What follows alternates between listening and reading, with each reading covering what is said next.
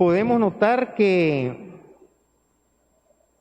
los 4 primeros sellos tienen que ver con caballos y los 2 últimos sellos son totalmente diferentes. Tienen que ver con mártires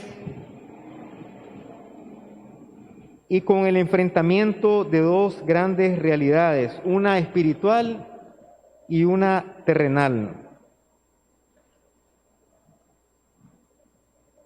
Entonces vi que el Cordero abrió uno de los sellos. Y aquí el Cordero es el único que puede abrir estos sellos.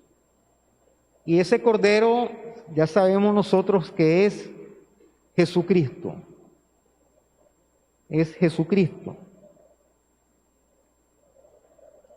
De acuerdo con lo que está escribiendo Juan de Patmos, esta revelación es aplicable para la época desde Roma hasta el día de hoy. ¿Por qué desde Roma? Porque cuando Juan de Patmos escribe esto, Juan mismo ha sido víctima de la persecución en contra de los cristianos. A Juan se le quitaron todos sus bienes, se le confiscaron todos sus bienes y se le confinó en una pequeña isla. Y ese era un castigo sobre todo político, porque se declaró que los cristianos eran los enemigos del imperio y que los cristianos traían muchas desgracias para el imperio. Cuando se quemó Roma, porque el emperador quería hacer una nueva Roma, se incendió, él mandó a incendiar Roma. La gente estaba molesta y él, para quitarse la culpa, le echó la culpa a los cristianos. Y entonces los romanos odiaban a los cristianos por eso. Pero los cristianos, en vez de poner su fe, a excepción de un tal Quinto, que había sido cristiano, y él animaba a los cristianos a morir en los estadios romanos, pero cuando le tocó a él, renunció inmediatamente a la fe cristiana. A excepción de ese tal Quinto que traicionó su fe, los cristianos permanecían fieles a Dios, a Jesucristo y al Evangelio, y no les importaba morir por la fe. Amén, hermanos. Esto es una fe heroica, y entonces las demás personas, al ver la fe y la fidelidad de los mártires cristianos, comenzaron a admirar al cristianismo. Comenzaron a admirar a Jesús y comenzaron a convertirse al Señor. En vez de huir de la muerte, comenzaron a convertirse al Señor y la fe cristiana se hizo cada vez más fuerte. Amén, hermano, gloria a Dios. Y entonces Juan, que había sido víctima de este confinamiento, estando ahí en la isla de Patmos, que es una isla del Mediterráneo, del mar Mediterráneo, él comenzó a ver esta visión que Dios le dio, la visión de Jesucristo para los últimos tiempos.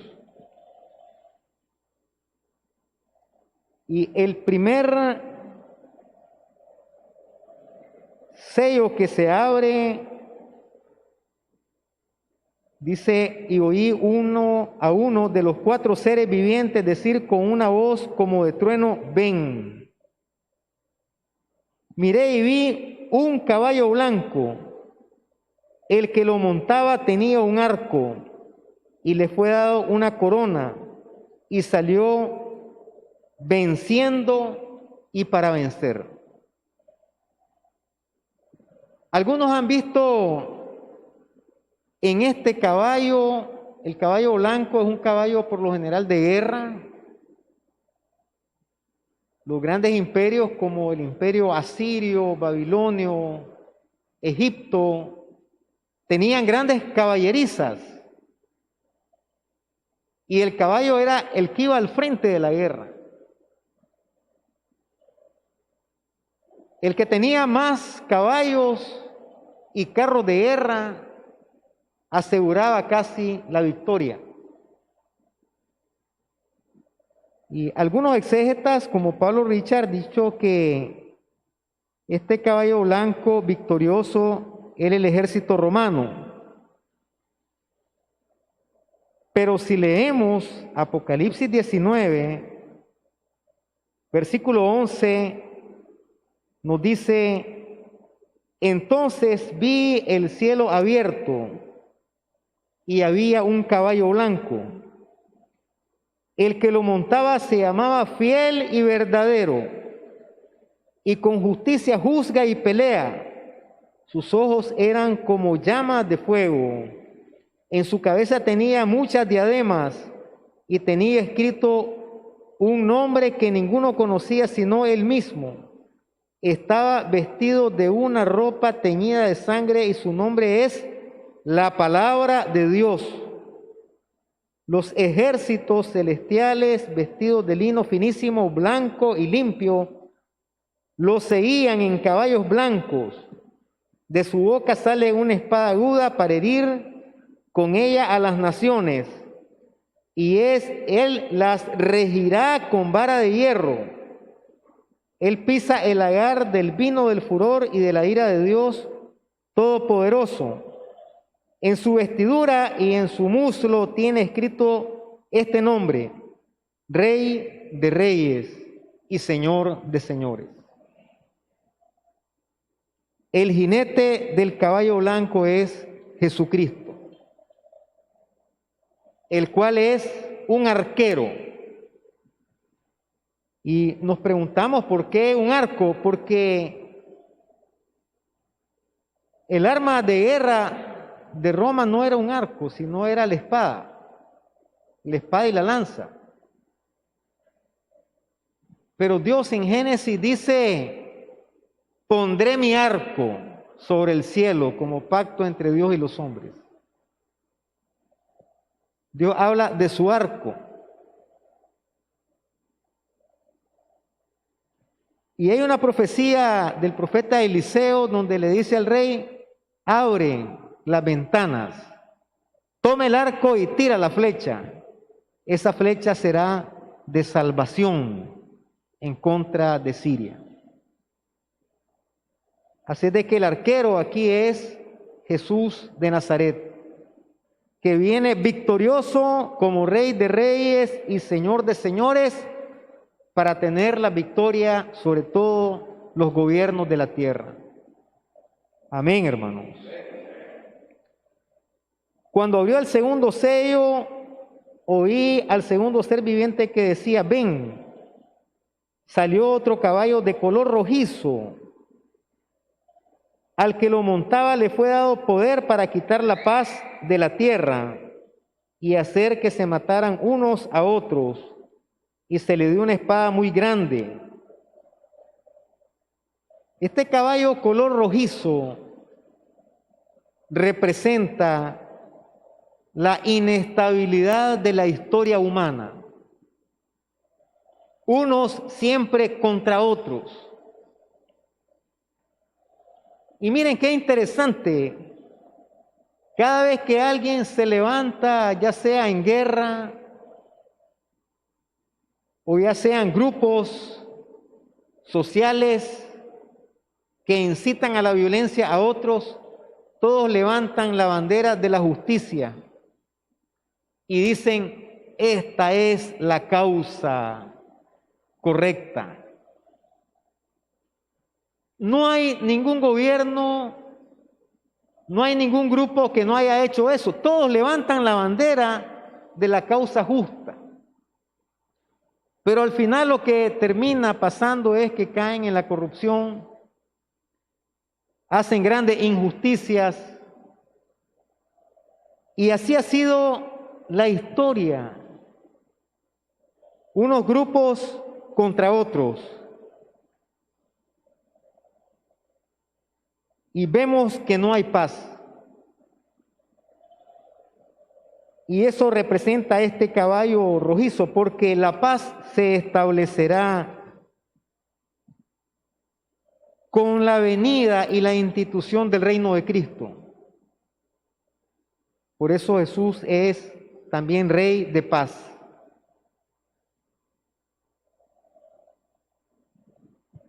Cuando abrió el tercer sello, oí al tercer ser viviente que decía: ven. Miré y vi un caballo negro. El que lo montaba tenía una balanza en la mano. Y oí una voz en medio de los 4 seres vivientes que decía: 2 libras de trigo por 1 denario y 6 libras de cebada por 1 denario. Pero no dañes el aceite ni el vino. Este caballo negro y su jinete que va con una balanza, esa balanza es la balanza del mercado. Cuando uno llega al mercado, uno dice: deme 2 libras de arroz o 5 libras de arroz. En México dicen: deme 1 kilo, porque la medida ahí es por kilos, aquí es por libras. Entonces es la balanza del mercado. ¿Por qué el caballo negro? Porque es la negrura de la angustia en la economía.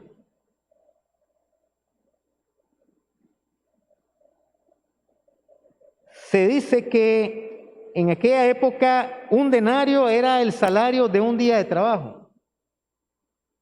Y con 1 denario se compraba 8 veces más de lo que aquí se dice que se va a comprar. El trigo y la cebada eran las comidas más populares.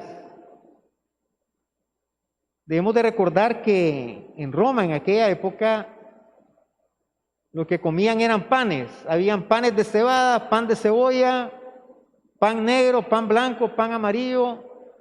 Y entonces comían un trozo de pan de este y otro trozo del otro y así. ¿Y qué pasaba entonces? Al encarecerse el trigo, también se hacían panes de cebada y la cebada se iba a encarecer la vida de las familias. Y si nosotros vemos esto, lo conocemos nosotros como inflación. Con la misma plata se va a adquirir menos alimentos. Y esta figura es la que recorre actualmente el mundo. Hay una depresión económica a nivel mundial. Gente sin trabajo por el problema del calentamiento global. Hay menos cosechas, menos frutos. La vida se pone más cara. Con lo mismo que ganamos ya no podemos adquirir lo que adquiríamos antes. Pero es interesante que le dice: pero no dañes el aceite ni el vino. Y aquí tenemos discrepancias los que interpretamos los textos, porque algunos han dicho: bueno, el aceite y el vino eran especies de la gente rica, pero no, el aceite y el vino, recuerden ustedes que tienen también símbolos sagrados. Con el aceite se unge. Los que hemos leído la Biblia sabemos que se utilizaba en el templo para ungir a los sacerdotes, incluso para ungir a los enfermos. Pero además de eso, el aceite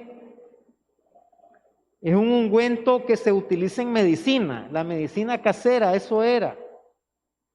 todavía se sigue utilizando hoy en la medicina. Al igual que el vino, ¿verdad? El vino también se utilizaba en las cosas de la medicina natural. Entonces hay unas especies que se tocan aquí en la economía que son las especies más populares, la comida, y algunas que además de servir para festejar fiestas, también sirven para la medicina. El apóstol Pablo le dice a Timoteo: a causa de tu gastritis, a causa de tu úlcera, toma vino y no tomes agua. Entonces aquí Dios está tratando de dejar algunos elementos que sirven para la medicina natural de los seres humanos.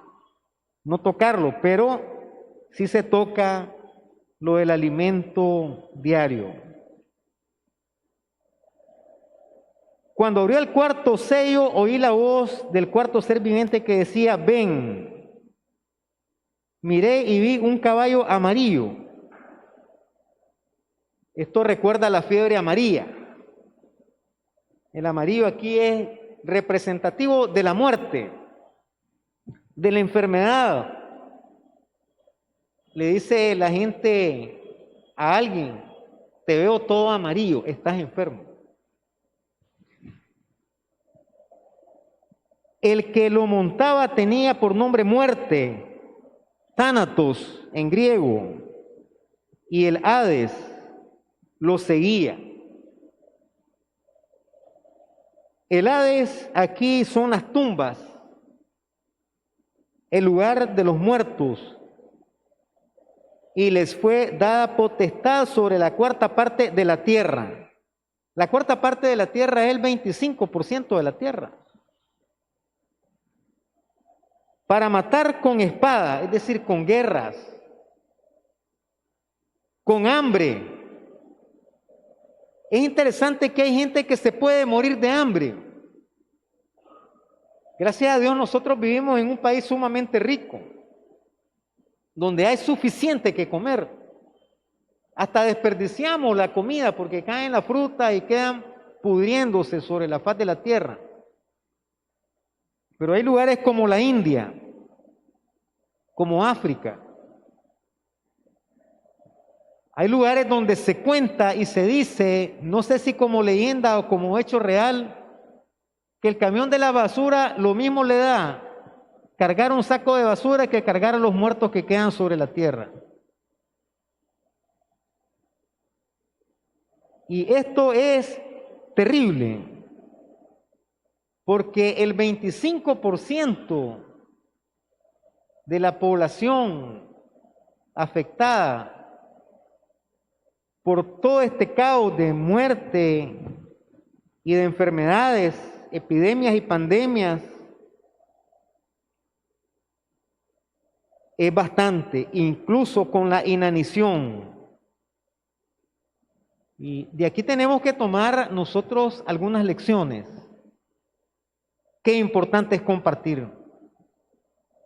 Compartir comida con gente que nosotros sabemos que no tienen lo suficiente para comer. Cuando usted comparte con obras de misericordia y lo hace sistemáticamente para mientras la otra persona es rehabilitada económicamente, probablemente esté salvando vidas y no lo sabe. Esta motivación de Jesús de dar de comer al hambriento y beber al sediento debe estar presente en nosotros.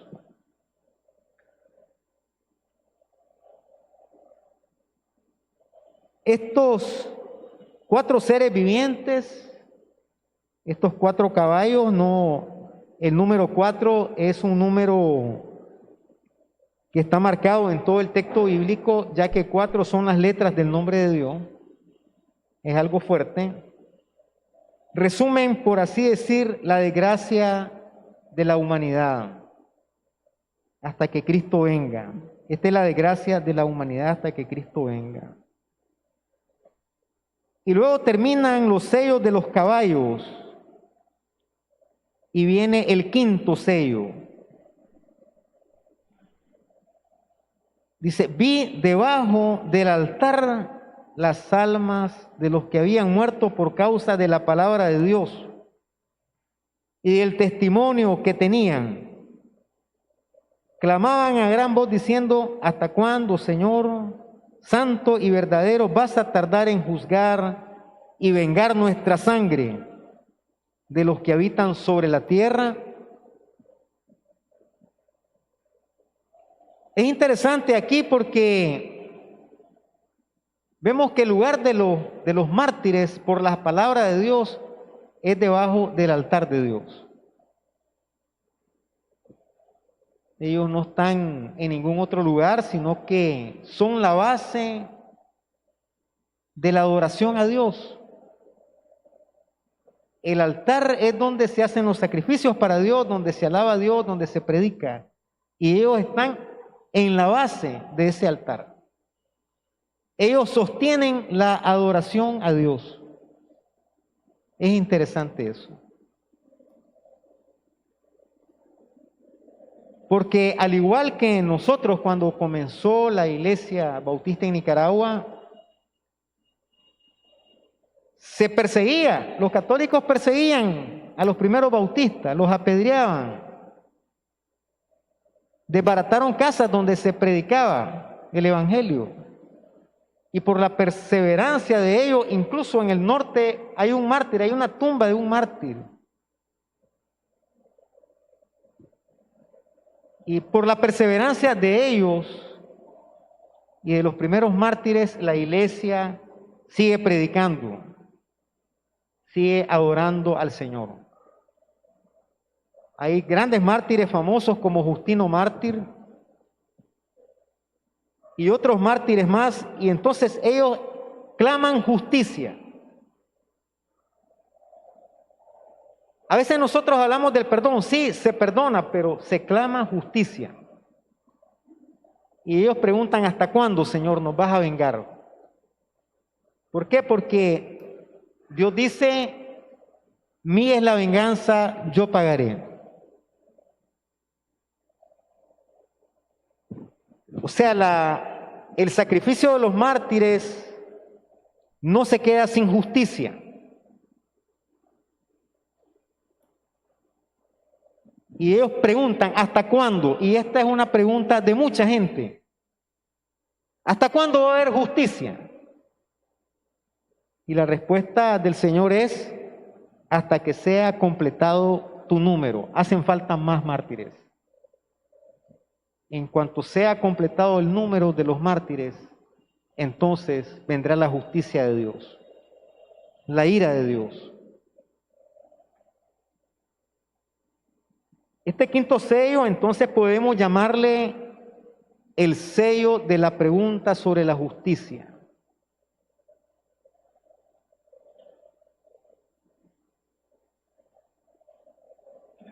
Y luego viene el sexto sello, el versículo 12, dice que hubo un gran terremoto.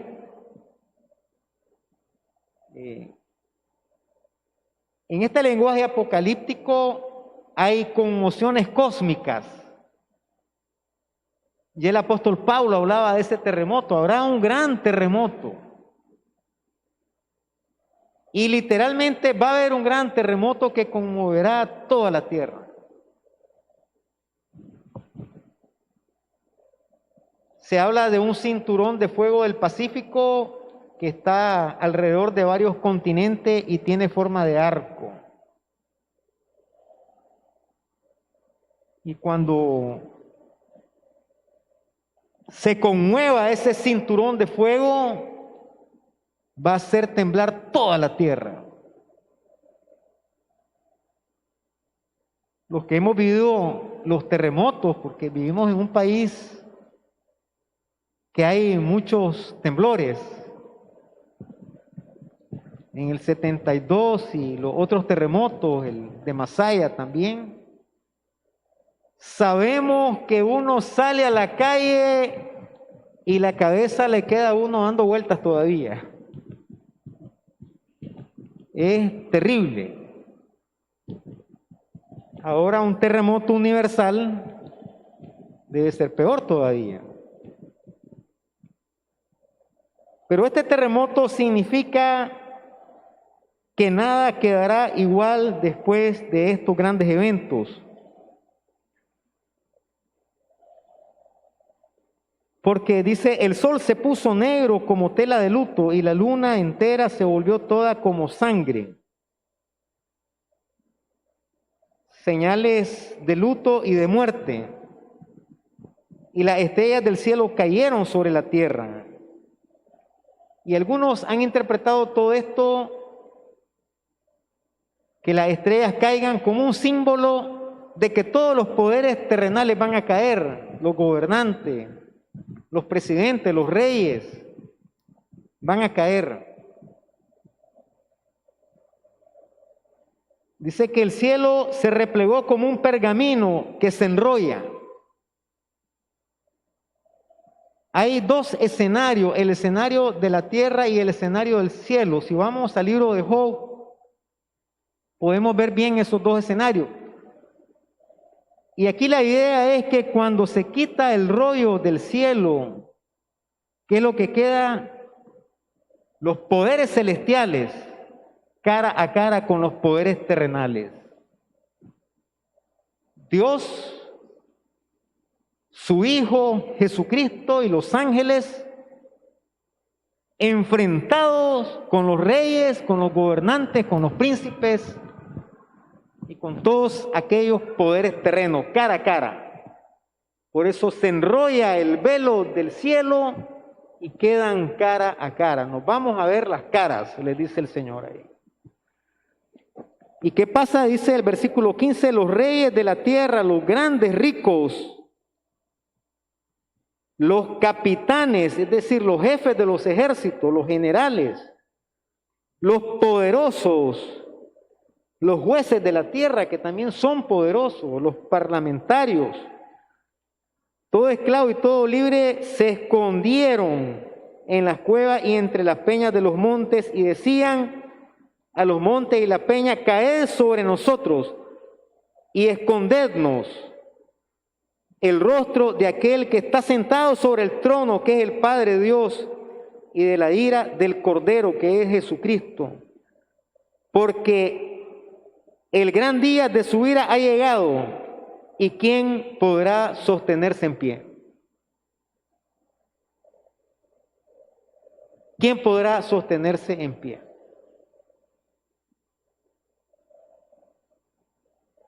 Estos poderes terrenales pueden con la gente de abajo, con los esclavos y libres que están debajo de sus pies, pero no pueden con Dios y con Jesucristo, su Hijo. Y cara a cara se van a enfrentar y ellos querrán esconderse, pero no podrán. Por eso la pregunta es, ¿quién podrá sostenerse en pie? Bendito sea el nombre de Dios por este estudio, por esta palabra del Apocalipsis cristianos, la revelación que fue dado a Juan de Patmos. El Señor les bendiga.